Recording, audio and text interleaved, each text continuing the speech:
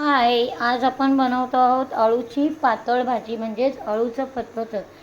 तर आता आपण आहे ना, इथे हे बघा भाजी मस्त धुवून चिरून ठेवलेली आहे. इथे या फणसाच्या आटळ्या घालणार आहे मी, ही चण्याची डाळ आणि हे मके आहेत आणि इथे कुकरमध्ये मी शेंगदाणे वाफवायला ठेवले आहे. इथे कढईमध्ये मी तेल गरम करून आहे ना, आता मी जिऱ्याची फोडणी देणार आहे आणि आटळ्या, चण्याची डाळ आणि कॉर्न हे सगळं मी वाफवून कुकरमध्ये घेणार आहे. तर हे बघा आता जिरं टाकलं आहे मी फोडणीमध्ये. तर जिरं छान तडतडलं की मग आपण हिरवी मिरची आणि लसूण घालणार आहोत आणि हा खोबऱ्याचा तुकडा पण वाटणामध्ये मी घालणार आहे. हा बघा एवढा खोबऱ्याचा तुकडा मी वाटणामध्ये घालणार आहे. हे सगळं अळू नंतर आहे ना थोडंसं मिक्सरला असं क्रश करून घेणार आहे, म्हणजे वाटून घेणार आहे. तर आता मी हे फोडणीला घालून घेते. तर आता हे बघा जिरं छान असं फुटतं आहे आणि याला ना नंतर आपल्याला लसणाची वरून फोडणी द्यायची आहे. लसूण आणि हिंग कढीपत्ता घालून, थोडीशी मोहरी, जिरं घालून. आता हे जिरं तडतडतं आहे तर आपण याच्यामध्ये लसूण आणि हिरवी मिरची घालून घेतली आहे. छान परतवून घ्यायची आहे हिरवी मिरची. बघा मस्तपैकी गॅस लो ठेवायचा आहे, गॅस जास्त फास्ट नाही करायचा आहे. हिरव्या मिरच्या मी तोडून घेतल्या आहेत, अख्ख्या टाकल्या असतं तर तोंडावर फुटतात त्या. बघा तरी पण थोडा लांबूनच मी व्हिडिओ काढते, कारण कधी मिरचीची बी आतली फुटेल कळणार नाही. तर आता मी लगेचच ह्याच्यावरती आहे ना, जास्त परतवून नाही घ्यायचं आहे, हे आपल्याला सगळं नंतर वाटून घ्यायचं आहे, त्याच्यामुळे ते शिजणारच आहे. आता हे अळू घालून घेते मी मस्तपैकी. बघा याच्यावर अळू घालून घेते आणि हे थोडं नरम झालं की मग आपल्याला हे मिक्सरला वाटून घ्यायचं आहे. हे बघा सगळं देठं आणि अळू मस्तपैकी छान धुवून चिरून घेतले. तर हे आळल्यावर अगदी थोडंसं होणार आहे. मला जास्त जुड्या नाही मिळाल्या, 2च जुड्या मिळाल्या, त्याचं करते मी. पण अळूच्या जास्त जुड्या असतील ना तर थोडं जास्त होतं.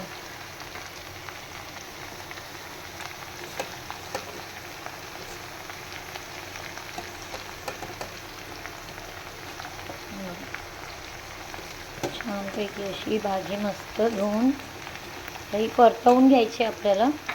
थोडंसं पाणी घालायचं आणि शिजवून घ्यायची, वाफेवर झाकण ठेवायचं.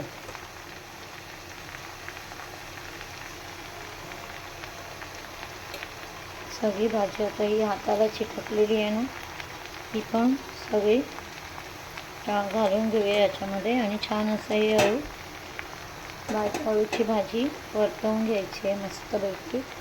आणि मी हे बाकी सगळं आटळ्या बिटळ्या सगळं कुकरमध्ये शिजवून घेणार आहे, थोडंसं मीठ घालून त्याच्यामध्ये. हे पहा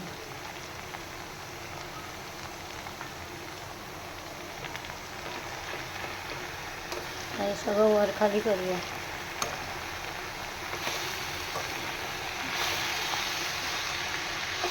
छानपैकी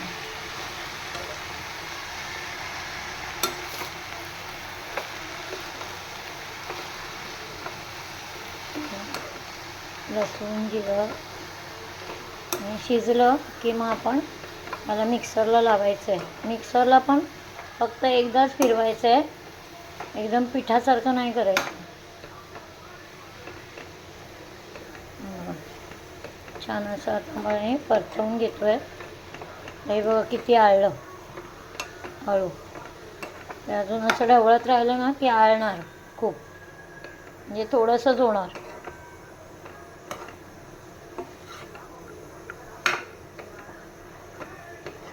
ते वटपौर्णिमेचा फणस होता ना, त्याचे आठळ्या ठेवल्या होत्या, त्या आता सगळ्या आठळ्या होत्या तेवढ्या घालून घेतल्या. थोड्याशा आम्ही बॉईल करून पण मध्ये खाल्ल्या होत्या, छान लागतात. आणि आपण आता या अळूच्या भाजीत घातल्या तरी सुंदर लागतात. आमच्या कोकणामध्ये अळूच्या भाजीमध्ये आठळ्या बिठळ्या घालतात. मस्त असं आंबट गोड बनवणार आहे. चिंच नाही घालणार आहे मी, कोकम घालणार आहे आणि गूळ घालणार आहे नंतर झाल्यावर. आत्ताच घातलं ना कोकम तर हे भाज्या शिजत नाही. मग सगळ्यात शेवटी कोकम घालायचं कधी आपलं अळू जेव्हा आपण फोडणीला घालू ना त्याच्यानंतर तेव्हा. हे बघ छानपैकी असं परतवत राहायचं आणि मग नंतर याच्यात थोडंसं पाणी घालायचं आणि मग शिजवून घ्यायचं. हे बघ अळू शिजल्यावर मी तुम्हाला नंतर दाखवते. आणि हे सगळे आठाळ्या बिटाळ्या शिजवून झाल्यावर मी तुम्हाला डायरेक्ट फोडणीला घालतानाच दाखवणार आहे आता. कारण सगळं दाखवत गेली ना तर खूप म्हणजे असा व्हिडिओ मोठा होईल, म्हणून मी तुम्हाला ते अळूची पानं पण दाखवली नाही. कारण आजकाल सगळ्यांना माहिती असतं की भाजीचं अळू कोणतं असतं आणि वडीचं अळू कोणतं असतं. भाजीच्या अळूची पानं पातळ असतात आणि वडीच्या अळूची पानं काळसर असतात आणि भाजीचं अळूची पानं पोपटी रंगाची असतात आणि वडीच्या अळूची पानं आहे ना अशी काळसर रंगाची असतात आणि पाठीमागे मोठे असे जाड त्याला हे असतात देठ आणि नस असतात. तर ह्याला तसं नसतं कारण त्याच्यामुळे हे बघा हे पटकन असं आता शिजलं आहे, दिसतंय तुम्हाला. आता हे छान असं शिजलं की आपले बाकीचे पण जे आपण काय काय घेतलं आहे ते शिजवून घ्यायचं आणि मग ते सगळं एकत्र फोडणीला घालायचं. तर आता ते पहिलं शिजवून घेते सगळ्या वस्तू आणि मग तुम्हाला मी दाखवते. तर हे पहा आता आपण जे अळू शिजवून मगाशी घेतलं होतं ना तर ते मिक्सरला वाटून मी आणि हे मके पण मी शिजवून घेतलेले आहेत. तर हे पण मी त्याच्यामध्ये टाकून घेतलं आहे आणि इथे 4 आमसुलं घेतली आहे, गूळ घेतला आहे, इथे ठेचलेला लसूण घेतला आहे, ही डाळ वाफवून घेतलेली आहे चण्याची आणि शेंगदाणे आणि ह्या आठवड्या पण मी वाफवून घेतल्या आहे. आता हे सगळं आहे ना आपण ह्याच्यामध्ये घालून घेऊया. शेंगदाणे, आठवड्या, चण्याची डाळ हे सगळं आपण ह्याच्यामध्ये हे घालून घेतलं आहे आता. हे बघा आणि हा गॅस चालूच आहे. हे बघा छानपैकी असं आपण आता हे ढवळून घेऊया.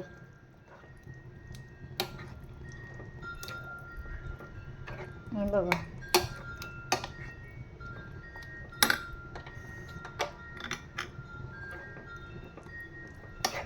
मस्त असं हिरवंगार दिसतंय ना अळू तुम्हाला छानपैकी. कारण हे ना झाकण न ठेवता मी शिजवलेलं होतं आणि हे सगळं मिक्सरला मी बारीक करून घेतलं, म्हणजे जास्त बारीक नाही केलं आहे, असं पिठासारखं थोडं असं चरचरीतच ठेवलं आहे.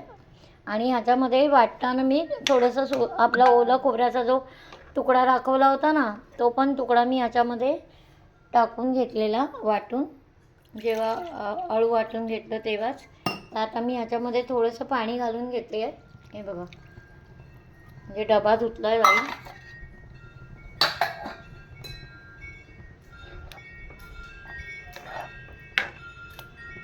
आणि मीठ घालते आहे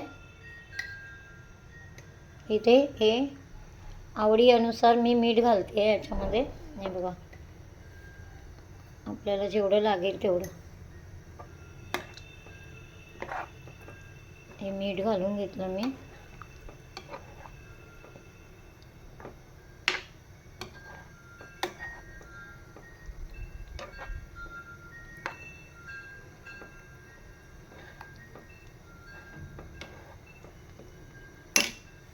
थोडंसं अजून घालते मीठ.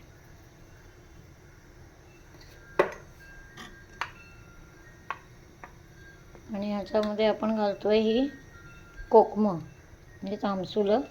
एक 4 आमसुलं घातली आहेत मी. कसं आंबटपणा होतो ते बघूया, चव घेऊनच लागली तर घालणार आहे. बघा छानपैकी. आणि आपण आता घालतोय याच्यामध्ये गूळ. बघा गूळ पण घालून घेतला हाताबरोबर. आणि हे छान असं आता आपण हे मस्त असं एकजीव करून घेऊया. कारण हे सगळे वेगवेगळे आपण शिजवले होते ना, आठवड्या, डाळ, मके, शेंगदाणे, ते सगळं आता आपण एकत्र केलं आहे अळूबरोबर. आता हे चांगलं छानपैकी एकजीव झालं पाहिजे मीठ बीठ घालून. आणि मग नंतर वरून अशी मस्तपैकी फोडणी घालायची आहे याच्यामध्ये. लसूण छान भरपूर ठेचून घेतला आहे.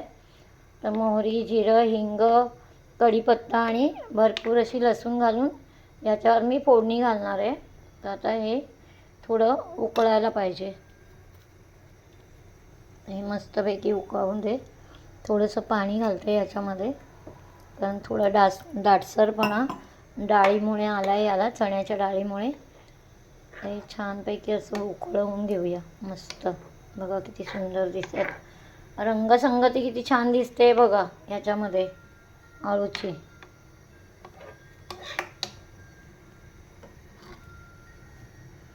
बघा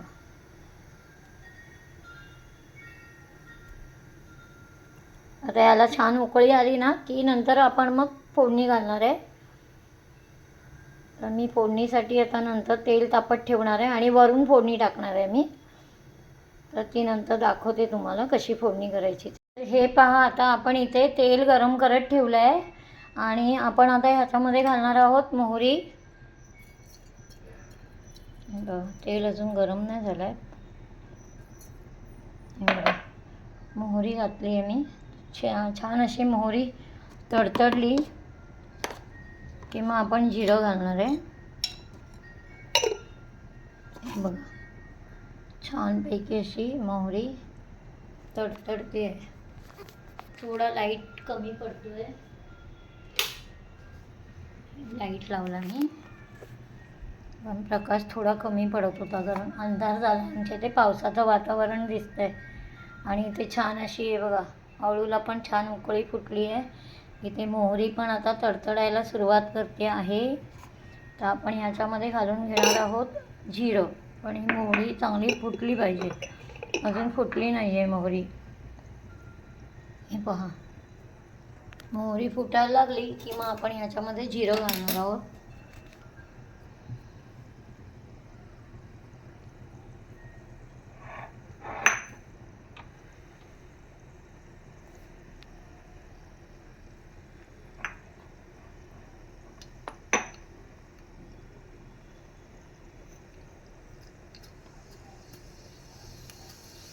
जिरं घातलं आपण फोडणीमध्ये. गॅस थोडा स्लो करूया. आता मोहरी पण फुटायला लागली आणि जिरं पण फुटलं. आता आपण हिंग घालतो आहे. हिंग जरा जास्तीचा घालायचा, हिंग छान लागतो फोडणीमध्ये. आणि आपण आता घालून घेतो आहे याच्यामध्ये हा भरपूर ठेचलेला लसूण. बघा, हा भरपूर ठेचलेला लसूण आपण घालून घेतो आहे.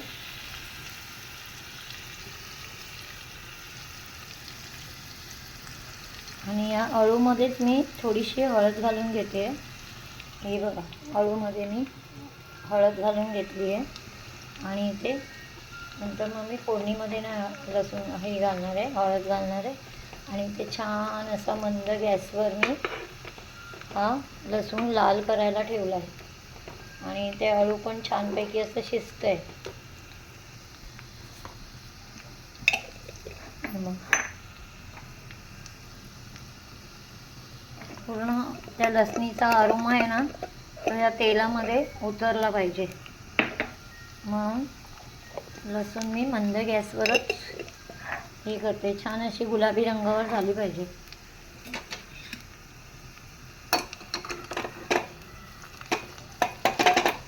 हलवून बघूया.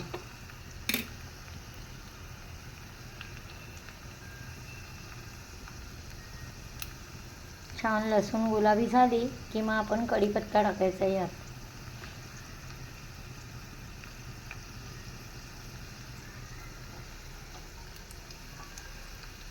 बघा, लसणीचा रंग असा छान गुलाबीसर होतोय. दिसली?